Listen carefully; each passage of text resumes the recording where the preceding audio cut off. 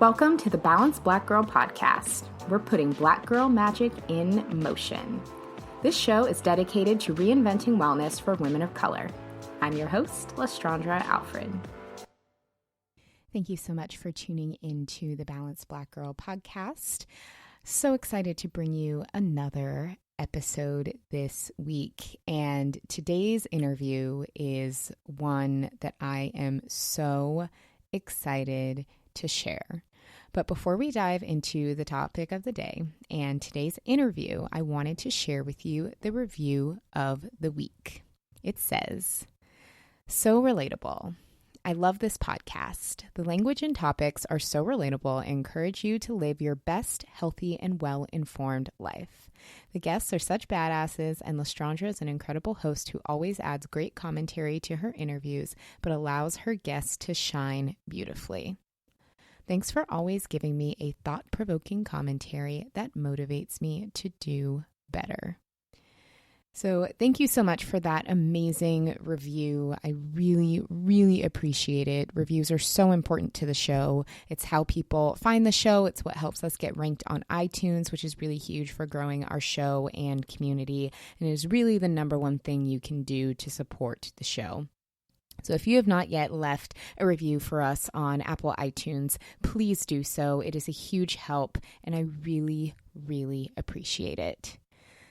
Today's episode dives into a topic that I'm incredibly excited to talk about with you today. So if you've been following me for longer than a year, then you may know that over the past year, I have transitioned to wearing my natural hair every day.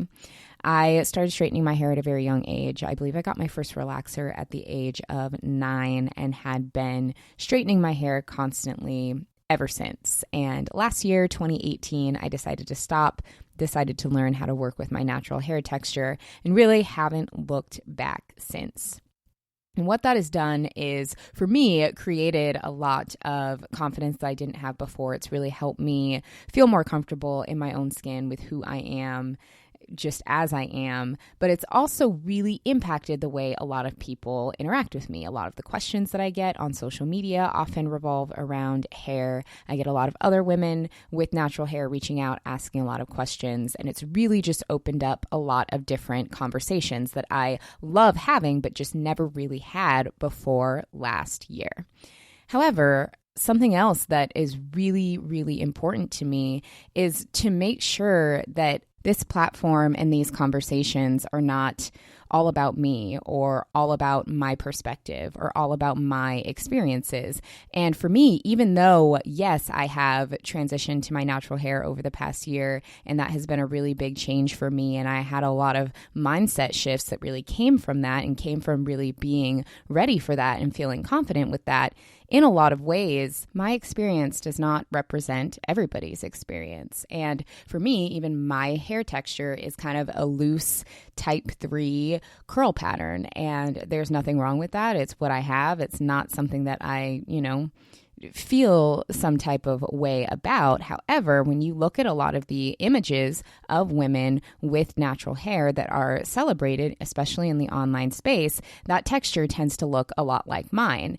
And that's fine, but that is not the end-all be-all. That is not the end-all be-all to the Black woman's experience. That is definitely not the end-all be-all to beauty. However, in a lot of spaces, it is still very narrow around what is celebrated, especially in the conversation around natural hair. So it was really important to me that when I did a show here on Balanced Black Girl about natural hair, it wasn't necessarily about my hair. It wasn't about people who have mixed textured hair. Not to say that those conversations aren't important, but that is often what is celebrated. And I don't believe that that should be the case. I think that all different textures are absolutely incredible and need to be represented and need to be celebrated. And that it shouldn't just be focused on one singular thing that, to be honest, is only celebrated because of its proximity to whiteness. And that is something that I really, really wanted to dive into on the show, which is why I'm so excited to bring you today's interview. And today's guest was just wonderful. We had an incredible conversation about this, and I'm really excited for you to get to know her. So today's guest is Kayla Greaves, who is an award-winning journalist who currently works at Bustle as the fashion and beauty features editor. She was previously a lifestyle editor at the Huffington Post, and her work has appeared in BuzzFeed, Teen Vogue, Elle, Blavity, Fashion Magazine, Upscale Magazine, S Magazine, and more. Using an intersectional and inclusive approach, her pieces focus mainly on women's issues, culture, beauty, and fashion. Earlier this year, Kayla created a series for Bustle called Good Hair, which explored the joys of having 4C hair. Though the natural hair movement is alive and well, it hasn't necessarily been inclusive of all textures, and we really dive into discussing hair texture discrimination in the natural hair space and celebrate the beauty of 4C hair. I loved this conversation. I really enjoyed talking to Kayla and learned so much from her. If you have not yet read the series on Bustle, please head to the show notes and check out those articles because they are absolutely wonderful. And I'm so excited for you to hear this conversation. So without further ado, let's jump into the show. Kayla, welcome to the show. I am so happy to have you here. I have so many topics that I'm excited to dive in with you today. But before we do that, can you tell us a little bit about yourself, who you are, where you're from, and what you do? So I'm currently the fashion and beauty features editor at Bustle. So I kind of focus on larger content packages, bigger features, Yep. a lot of profile pieces too. Whether it be like a designer, an influencer, just people who are making a difference. I am originally from Toronto, which is the best city in the world. And yeah, I think my focus really at work and what I do is really to just focus on people that haven't been focused on and to kind of push the conversation forward. I think, diversity and inclusion has become this kind of like buzzwords, I would say. And, it's fine to say, oh, you're diverse and whatever, but how are we pushing this conversation forward? Because we can't just be, putting one Black girl in a campaign and saying, okay, this is diverse now, or we can't just be having one type of, natural hair being shown everywhere and being used for advertisements and sponsored content. But then what about the other girls, with different textures? So that's really the main focus of my work and what I really try to do. I love that because I think for a lot of companies, for a lot of platforms, it can be very easy to check the diversity box of, oh, we have a Black person in a photo or we have a brown person in a photo. Why do you have a brown person in a photo? What is their story? What is their experience? It's so much deeper. Of course. Yeah.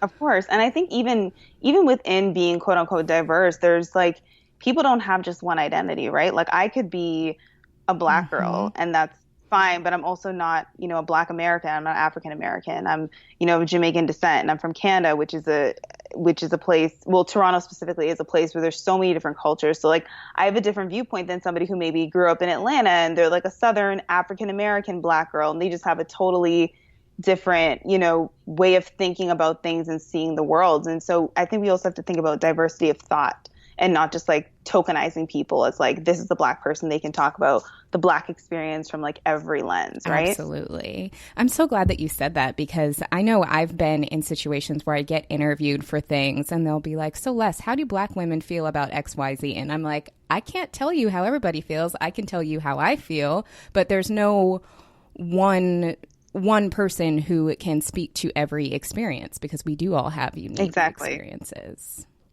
Exactly. And even with, sexual orientation and things like that, like somebody who is queer or gay or pansexual or whatever they may be or whatever they may identify as, they're going to see the world completely different than as somebody like me who's straight and has been straight, has always identified as straight for their entire life. There's just so many different ways to look at the world. And I think all of us just need to be more open and also realizing that, sometimes it's not our place to speak on behalf of other people. Absolutely. And I think for you, so you're a young Black woman in the journalism field. And I think that is very, very important. I would love to hear how maybe some of your personal experiences have informed and shaped the content that you produce and the lens from which you do that. Well, actually, it's very funny because, it's not, it was horrible at the time, but now I can look back at it and laugh because it literally propelled my career. I grew up in a town maybe about 30 minutes outside of Toronto, and I was basically like one of one and a half because I had another black friend and then one of my friends was Mm-hmm. biracial. So it was like, Yeah. there was not a lot of us. I was the one who had different hair than everybody. I was the one who had different facial features than everybody, and I got teased because of it. And on top of, in the late 90s, early 2000s, when I was kind of, growing up and shaping my identity, um, the standard for beauty was whiteness, and it still is in many ways, but now we're starting to see other types of beauty emerge and become more mainstream. But that's what we saw. Totally. It was just, whiteness was the benchmark for beauty. And on top of it, I'm surrounded by, all white kids. And they're telling me I'm the ugly black girl. I'm internalizing that. I'm thinking I'm the ugly black girl. And, I just never felt like I could truly be myself. And then when I went to high school, I finally met other black people. They were also of like Jamaican descent. And I finally felt like I belonged somewhere and I fit somewhere. And, when I went to university and, you start learning about more things, you start thinking more critically about how the world works and how things go. I started to really just, want to write about things that pertain to Black women. And I think it's interesting, when you're so used to being excluded, you're very much in tune with inclusion Mm-hmm. and genuinely like you want to include as many people as you can because you know what that feeling's like where you feel like you just don't fit. And that literally shaped my entire career. Like I'm very much so not interested in covering things that are kind of just I don't know, like a blanket over things. Like I really want to get into the nitty gritty and really move things forward because I think again we've gotten so comfortable with this whole diversity conversation and people are just like it's diverse and that's good enough and it's great and this is a win for diversity, but like what does that mean? Like, are you just saying that because you think it's the right thing to do, or do you genuinely want people to be included? Like, I genuinely want people to be included. I want people to see themselves. I want as many perspectives as I can get into a piece. And on top of it, it's just interesting to know how other people see the world. Like, I'm tired of hearing about the world and experiences from one perspective and one perspective only. Ugh, preach. I have chills while you're saying that because I couldn't agree more of just the importance of sharing those stories and hearing from other points of view is so, so important. Totally. And, I'm so lucky that I work with people who are supportive of this. My boss is a white woman, but she's totally on board with everything I do. And she's very understanding. All the women I work with are very understanding. They're very, they're open to everything I want to do. I've never felt, when you're in some work environment, sometimes you feel like you're being too Mm-hmm. black and you almost feel weird Yep. about it. I haven't felt that way. And I can honestly say that because I have a good group of people that I work with and I'm lucky to do that. And I only hope that other, black female journalists feel that way too in their workspaces. Absolutely. Absolutely. It's key, especially in a field like journalism. I mean, that is how we get information. So allowing Hmm. people to not only be themselves, but be able to share viewpoints from all different angles is so, I mean, it's critical for that field.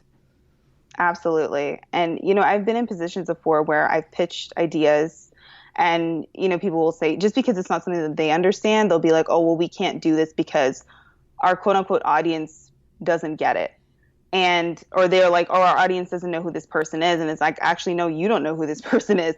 But like, who's to say what's mainstream and what's not? Like, depending on where you're coming from and your perspective, like something could be totally mainstream and normal to you but may not be that same thing for somebody else because they haven't been exposed to it, right? So it's like where I work, it's like they're just interested in hearing everybody's perspective, and that's just kind of what Bustle's all about. Absolutely.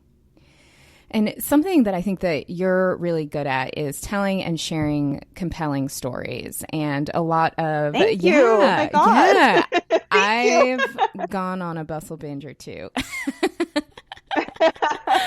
And I would love to hear from you. Why do you feel that storytelling is so powerful? What is it about storytelling that just really grabs us the way it does?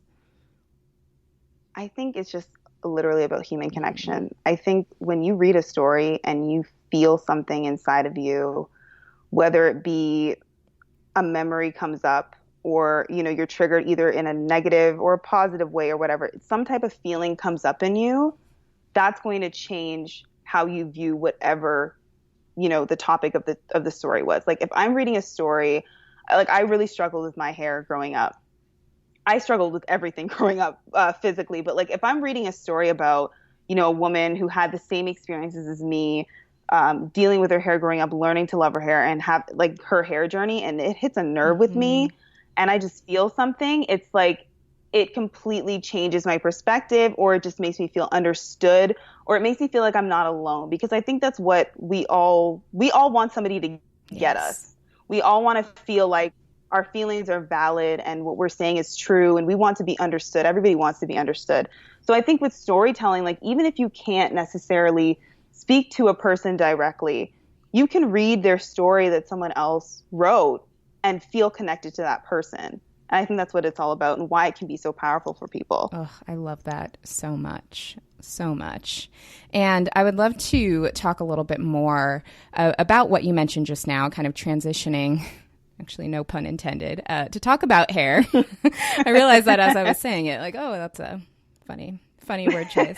But to talk about hair and natural hair in the Black community, and you mentioned that when you were younger, hair was a really difficult topic for you. And I definitely want to talk about the incredible work you've done around producing content talking about hair. But before we do that, can you tell us a little bit more about your personal hair journey, what that has been like for you from when you were a little girl to where you're at now as an adult?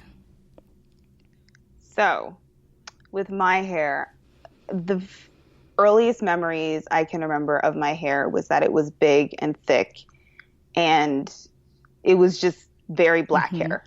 I had no idea about texture or like categorizing hair. I just knew I had like very, thick, light brown hair.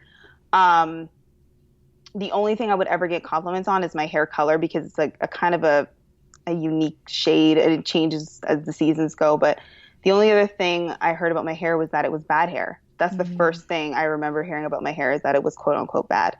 And these are words that, we've used in the Black community for so long, and it's so terrible that we perpetuate it. But there's a whole history behind, the terms good and bad hair. But those are the first things I heard about my hair. So when you hear that as a child, you don't have any sense of identity yet. And you're just thinking, oh, what's growing out of my scalp is not good. It doesn't look good. It's ugly. There's something wrong with it. And so that's how I always felt about my hair. So I never liked my hair particularly. And then, back in the 90s and early 2000s, everybody was perming their hair. They weren't really thinking about it. I got my first perm when I was in elementary school. I'm going to say grade 2 or grade 3. I was very young. And so I didn't think about the fact that, wow, this is a permanent decision, and it's going to it's going to be years before I can go back to having just natural hair. I just thought, this is something I have to do to my hair because it needs to look straight. It needs to look this way. This is the only way it's going to look good.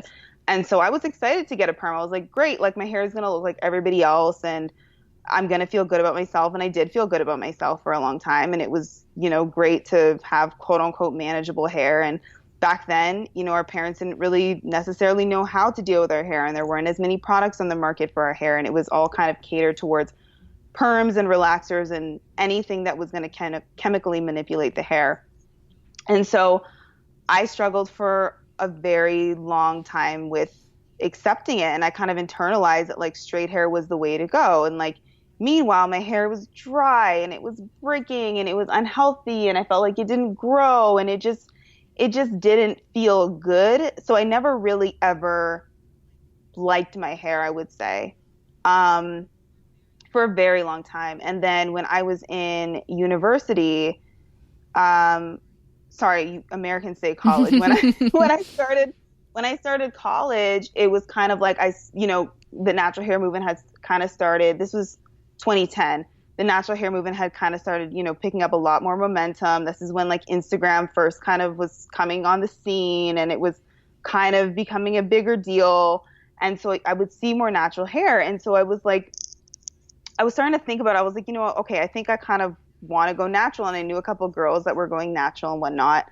And so basically I shaved my head, long story short, and I wore it in like kind of a buzz natural cut for a little while, and it was cute and I liked it, and I would do a little slick down. I did blonde, like a little amber rose deal for a little while, and then I was like, it kind of grew out a little bit, and I was like, I don't know if I like this, and so I permed it, and I wore a permed pixie cut for, I want to say 4 or 5 years. And then again, it was just like the feeling of like, my hair is dry, I'm getting bored, it's limp, it's whatever. Wasn't a fan of the perm anymore. And on top of it, I just saw so many gorgeous Black women with their hair out. And to me, the representation was the biggest thing. It's so important. And when I saw them with their hair out, I was like, okay, I'm going to try to do this. I tried, oh gosh, I want to say 3 times and failed. And then finally the last time I was like, I'm going to do this. And I finally did it. And, you know, at first it was hard to figure out because I, you know, went from a pixie cut. So I was transitioning and it was a whole ordeal to figure it out. But then once I figured out what works for my hair, I'm telling you, I fell in love with my hair, and I absolutely love my hair, and it is growing and thriving, and it's great. And, you know, I do blowouts every once in a while just to kind of see the length of it. And, or if I just don't feel like washing my hair and I want someone else to do it for me, I'll do a blowout, you know, and it's just like, and every time I do a blowout, it's like never a problem. It's, my hair is not difficult to manage. Like what was said before, my hair is not whatever. I get like compliments on my hair. People say, I love your hair. Your hair is so healthy. It's so great. And I finally reached a point where I can say I love my hair. Like I would not ever manipulate it chemically. I would not do anything with it. I just absolutely adore my hair. That just makes me so happy. And I really appreciate you being so open about that journey and about everything that it took to get to that place and the different things that you've tried and the different ways that you felt, because it is very much a journey when we live in a society that conditions us to not feel that way. I mean, wasn't it just at the beginning of this year that New York outlawed discrimination against natural hair? So yes. Like a few months ago, it was legal to discriminate against natural textured hair in New York, which is insane. And it's also insane that we have to have laws to protect our hair. Like the fact that even needs to happen, to me, I'm like, okay, this is a little wild, you know? Absolutely. And so it's nuts. When we can get to the point where it's like, I love my hair exactly how it is, despite societal conditioning, despite all of the misinformation we've been given, it just, messages like that are so powerful and so important that we share with one another. Absolutely. And I think we really need to just, you know, keep this conversation going and show love to all hair textures just as much, because to me, it's incredible that in one generation we've turned this around. Because I don't really see, from what I've seen, I don't see little Black girls getting perms and relaxers like how I used to. You know, like I don't really see Just For Me all over the place anymore. It's all like about the natural products, and regardless of their texture, I'm seeing them wear their hair out. Which is incredible. Absolutely. Yeah. Before we hop into our next question, we need to take a moment and talk about skin. Summer is right around the corner, and while we should be wearing SPF all year long, now is really the time to step our sun protection game up. That's why I'm currently stocking up on my favorite, Black Girl sunscreen. Black Girl sunscreen was designed specifically for melanated skin, providing the sun protection we need. Yes, y'all, we need sunscreen too. But it doesn't leave a thick, messy residue on darker skin tones like a lot of other formulas do. Black Girl sunscreen is infused with natural ingredients including jojoba, avocado, and cacao to protect and moisturize our skin without including harmful chemicals such as parabens and fragrance. Head to blackgirlsunscreen.com and use the code BBG20 to save 20% off your first order. Black Girl sunscreen is also now available on Target.com. Stay moisturized and protect your skin. And on Bustle, you created a series called Good Hair, which is did. so good. So it's all about, you. for those who maybe haven't seen it yet, and we will have all of the pieces checked or linked in the show notes, because I really, really encourage all of our listeners to go check out all of those stories. All about exploring the joys of 4C hair. And I remember reading all the pieces as they were coming out a few months ago, and we shared several of them on our social media and in our newsletter. And there was one. Thank you. Yeah. Oh my gosh. Oh yeah. Thank you.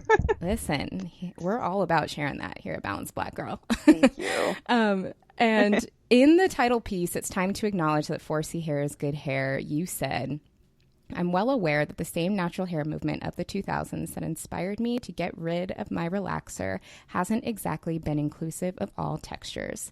I've always questioned why 4C hair had little representation, and those with a full head of this lovely texture have long wondered the same," which it was just really, really powerful. And that quote really jumped out at me. And I would love to talk about why representation for 4C hair specifically is so important, because I agree that there isn't, not until very recently, nearly enough representation of it, or not even representation, but celebration of it is what I think is missing in a lot of spaces. And I would love to talk about why it's so important to celebrate that. Yeah. Well, I want to start off by saying, so we did a photo shoot for this package, and the first thing I said to the girls when I was casting them, like I saw photos of them just to make sure that they really had like 4C hair. And I said to them, like, some of them were like, "Oh, should we like do a twist out?" And I was like, "No, like wear your hair as it grows out of your head." And I think there was one girl who came and she had like just taken out some braids and it was a little bit manipulated. And I was like, "No, like dunk your head in some water. We need to see the 4C hair." And because nobody sees, and if you notice those pictures, they're all like smiling and they're laughing and they're joyful. We don't see that. I think the biggest issue about the lack of celebration when it comes to that texture is because we've always thought of it as bad hair. We've always thought of it as this like negative thing. And that's not this is not real. There's no such thing as good or bad hair. These are the labels we place on it because of things we've been taught. And so the celebration of that hair, when we see 4C being celebrated, we normalize it. When we stop talking about the fact that we need to celebrate it is when it becomes normalized, and when people with 4C hair will no longer feel slighted by the lack of representation, or maybe they won't feel, that nothing works for them, or products won't work for them, or, that their hair is difficult to manage, because that's, again, not true. Your hair might take longer, or your hair might be more delicate depending on, how your hair is formed. But if you have the right products and the right tools to take care of your hair, no hair is difficult to manage. Boom. That is such a good mic drop. And that reminds me of one of the other pieces that was in the Good Hair series that I really loved, was sharing the perspectives of 7 women reflecting on the journey and joys of having 4C hair, which was such a great article. And one of the women, I think her name was Ariel, I hope I'm pronouncing that correctly, talked about how she reached adulthood and realized she never understood how to do her own natural hair, which is relatable for a lot of women. Sounds like that was your story. I know that was my story. Yes. But she also said that the joy of her hair is the fact that she has to put a lot of work into it. And oh, yes, that was Ari. Yeah. She's great. So good. And that the care that she puts into it is part of why she loves it. And when I read that, it was the biggest aha moment for me, because I thought it was a really beautiful perspective. There's that whole idea partially behind bad hair being bad because it's work to manage, or because it's perceived as difficult to manage. But her actually saying the care that I have to put into my hair is why I love it was, I thought that was incredibly, incredibly powerful. Exactly. And I love the fact that she said, you wouldn't have to work for anything else in life. We say nothing good comes easy. But when it comes to 4C hair, we're like, oh, God, it's too hard. I can't do it. Imagine we said that about other things in life. The fact that like you do have to put a little bit more work into it sometimes, but it turns out great. Like 4C hair, honestly, can do so many things. It is such a versatile texture. It can hold protective styles a little bit longer than other textures sometimes. You can manipulate it if you want. You can use, braid it out or do twist outs, and it looks beautiful and it holds the style for a very long time. You can do blow-outs if you want to, and it will be beautiful. You can do so many things with 4C hair. You can even like sculpt it. You can do whatever it is you want with this hair type. And I think so many people are almost like afraid of it, that they don't even want to try. They just kind of are like, hey, let me just like throw something in it to make it finer or make it less quote unquote coarse, or you know what I mean? So I just think, we really need to spend the time to figure out all the great things that 4C hair can do and not look at it as a problem anymore. Totally. And I know we touched on this earlier, talking about kind of the next generation of young Black girls behind us, and the amazingness it is that they are not necessarily dealing with some of the same things that us 90s babies dealt with the Just For Me marketing and the relaxers. Because I remember them too, and I remember begging for it too. But I think that a big part of that is when you're growing up and you hear comments about how difficult your hair is to take care of, we internalize those messages. And so I think you absolutely do. Absolutely. And a big part of also making that shift is with this next generation being really cognizant of that kind of language around them so that they don't start to internalize that at a young age. And then they won't have to do all of this inner work and kind of undoing in the first place.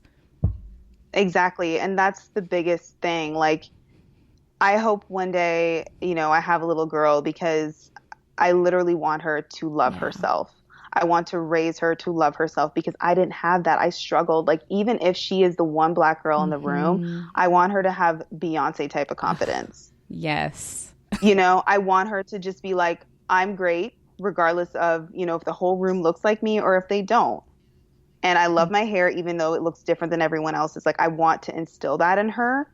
And I think, most Black women of our generation want to instill that in our daughters. And it's so important, because there's nothing wrong with us.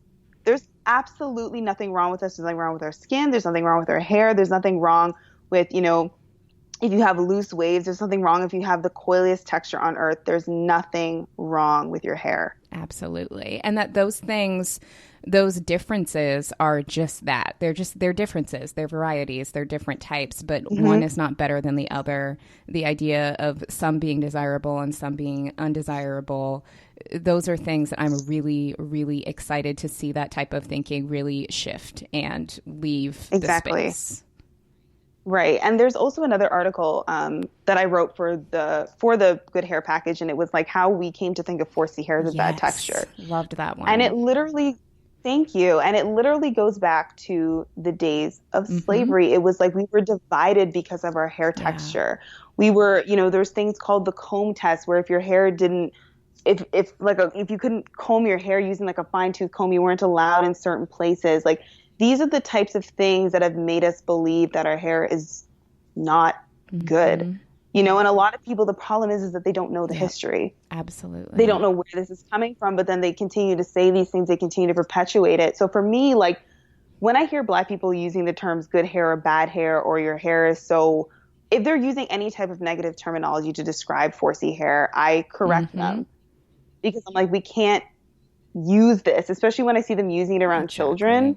Or people saying like, oh, I hope my daughter's hair is like this texture. I hope, and I'm like, no, like, her texture is her texture, and you learn how to work with it. This is your child. Do not feed her this type of, negativity about her hair. And if her hair is looser, don't give her a superiority complex about it. Her hair is just her hair. Learn to do her hair. Absolutely.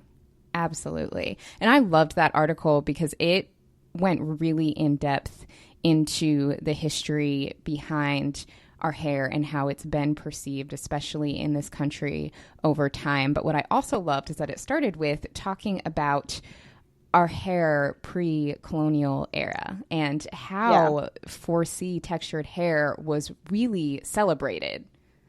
And I think that that is also really important context to have as well, because what that taught me as I was reading it, or what it showed me, was that literally all of these ideas that we have around different textures and texture discrimination are completely created from societal measures, completely. That is right. purely what it comes from, when our ancestors previously celebrated exactly what we had. And it's really important to have all of that context. Yeah. And the professor who I spoke to, she's like an expert in hair and, Black history, African history. She literally said, like, our hair was supposed to grow up towards the heavens because it would make you feel more close to the divine or something to that effect. And that to me is so powerful, because it's like, this is literally like, we are made in God's image, and that's what we're supposed to look like. There's no reason why, we should be continuously tearing ourselves down. So I think it really comes down to just education and learning why we think those things. I think we need to, as a community in general, we need to start really thinking about why we think what we think about our hair, and why are we calling it bad, and why are we calling it nappy and coarse and using all these negative terminology the kinkier a hair type gets. Why? And there's a hairstylist, he's Lupita Nyong'o's hairstylist, Vernon Francois. He is extraordinary to me because he does every type of natural hair, and he has shown the world that 4C hair is so versatile. There is nothing Lupita Nyong'o's hair cannot do. And he's shown that. She's had so many different types of hairstyles. Even when her hair is buzzed down, it looks amazing. And we need more people like that to be able to showcase that and not be, leaving these people. There's a lot of actors and actresses who have actually spoken out about the fact that even on set, even at the height of their careers, there's not people on set who can do their hair. Huge issue. Absolutely. Because it shows kind of the prioritization and the importance. If you're on a set for something that's being produced, the resources are there to bring that in. But if it's not a priority to the people who are doing that production or making those arrangements, it's just ridiculous. And then it makes everyday people feel like, okay, well then what can I do then? If this person can't even get what they need in this space, then what can I do for the everyday person? Exactly. So it feels a little like, well, my hair can't do, you kind of put yourself in this box of my hair is a problem when those types of things happen. Right. So I think, a lot of hairstylists, they can do a lot when it comes to, just making sure that they're putting that representation out there, which I think Vernon does such a great job of doing. And I really, really salute him for being able to do that and just put that out there and celebrating kinky textures, and not just kinky textures, but all textures. And he puts them all on the same equal playing field. He does not put one hair type above the other. And I applaud him 100% for that. I think that that's so important. And I think that there are a lot of other either brands or spaces in the hair and beauty industry that can definitely take note. Absolutely. I was recently talking to a friend of mine who, she doesn't have kinky hair, but her hair is really curly, and she had gone to a blow drying salon basically and made an appointment, and the stylist was running late, and essentially they told her that because the stylist was running late and her appointment time was getting cut into, that doing her hair because it's so curly was going to be a problem, that they weren't going to be able to do it because there wasn't enough time, and basically made her feel as if her hair was an inconvenience to them, even though it was the stylist who was running late, and kind of that salon's issue for not being able to adequately deal with textured hair. And bad move. Horrible move. Bad move. Horrible move. And when she was telling me this story, I mean, when she was telling all of us the story, we were all just infuriated by it, because you cannot make someone feel like they are an inconvenience based off of the texture of their hair, not properly training your employees so that if anyone does have textured hair, that is an inconvenience to you. It's not an inconvenience. It's part of your job to be able to deliver a customer experience that is equal to everybody, regardless of their hair texture. And if you're running late, you're running late, but her texture should have nothing to do with that. There were just so many layers of wrong in that example. No, seriously. I strongly believe if you are a hairstylist, your job is to do hair, regardless of texture. Like, you should be able to do everyone's hair as a hairstylist, and, there's issues when it comes to, cosmetology schools and things like that. A lot of them don't offer training beyond just straight hair, unfortunately. And, that it can be an additional cost for stylists. And there's a lot of different things at play there, but you don't necessarily have to go to school to learn how to work on kinky hair. You can just work on kinky hair. I get, so it's just, there's a lot of issues there when it comes to that. And, personally, I've felt that way too. So like, whenever I go to a salon, sometimes I do have to check, unfortunately, and say, hi, can somebody do type 4 natural hair? Because I have very thick hair. And I'm terrified that like, I love my hair now. So I'm like, okay, nobody can ruin it. So I'm like terrified that, if I go to a stylist that doesn't necessarily know how to do my hair, then my hair is going to be wrecked and I'm going to be very upset. Which is such a valid fear that shouldn't be the case, but unfortunately is. I actually hate that, Black women can't just go to any salon and get their hair done. Meanwhile, I don't think that this is necessarily the case for people who are white or who have finer hair and want to get their hair done. Like that's never the case for them. Anybody can do their hair, most of the time, definitely more often than us. So it's just very sad that we still have to think about these types of things. And I think this is honestly probably why we are so loyal to our hairstylists, because once we find a good one who gets our hair, we do not stray. You don't let them go. No, you don't let them go. That's like, you're like in a relationship with them. Exactly. It's one of the most important relationships I know I have. So Absolutely. So Kayla, what does being a balanced Black girl mean to you? What does it mean to me? I think being a balanced Black girl is always finding space to be happy. Love that. Always finding space to be happy and always finding space to rest. I think, work hard. Absolutely work your tail off if you need to. Do what you need to do to make your presence known in this world. But at the same time, leave room for your happiness, leave room for rest, leave room for relaxation. And I think that's how you find balance in this crazy, crazy world we live in. Such a crazy world. But actually, such a crazy world. I love that the first thing that you said was happiness. And it reminds me of something that you said earlier when we were talking about the good hair piece that was sharing the photographs of women with 4C hair smiling and looking happy, is that Black women have and deserve happiness just like everybody else. And that's not always depicted as much as it should be, but us prioritizing it and making sure that at least for the media that we control and for the imagery that we control and for our own sense of balance, which is kind of all that we can mostly control, having that be front and center is so important. It's so important because I think oftentimes what happens is that we have so many things working against us. Then when we do speak up, it's usually about the negative things we're dealing with in our lives. And it just kind of happens because we have things we have to deal with and we just have, things are working against us and we are highly disrespected and we aren't as valued in general society. So naturally, when we speak up and we talk about things, we're going to talk about our issues because we need to talk about it. It's not healthy to keep it inside, but at the same time, we absolutely deserve to be happy.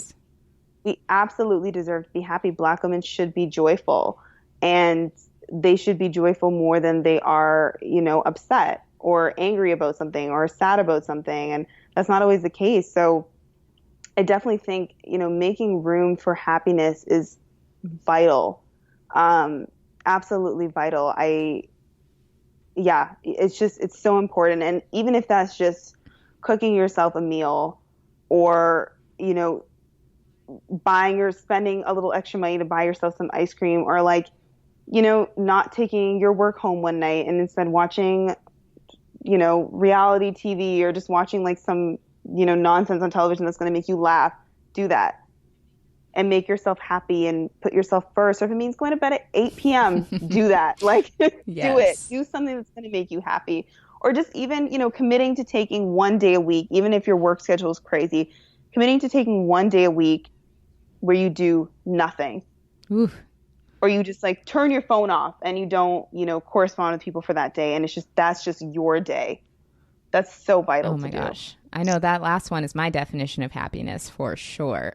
I all about turning the phones off. So Love having it all turned off and just doing my own thing. yeah, It's the best. totally, Yes. totally. Thank you so much for that. So, Kayla, what is next for you? How can we find you? How can our audience keep in touch with you? So all of my socials are Kayla A. Greaves. And what's next for me is I just want to continue to push our stories forward. I want to continue to put, as many people as I can on a platform and share their stories. And it goes even just beyond Black women, just anybody who's ever felt like they've been excluded in this world or they didn't have a place in this world.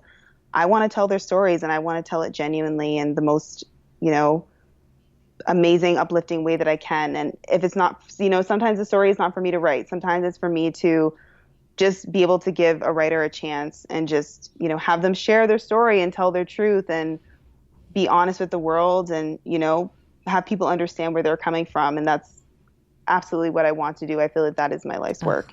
Incredible. I love and can relate to that so much and am so grateful for people like you who truly do that, because it is so important that we hear those stories and hear those perspectives. So thank you. Thank you so much. Thank you. Absolutely. And we will be sure to have all of your information linked in the show notes so that our folks can come follow you. We will have all of the articles that we referenced today also in the show notes. I highly recommend our listeners go read them all, check them out, because you will love them. So thank you so much coming on the show today, Kayla. I love chatting with you. Thank you so much. This was such a great conversation. Absolutely.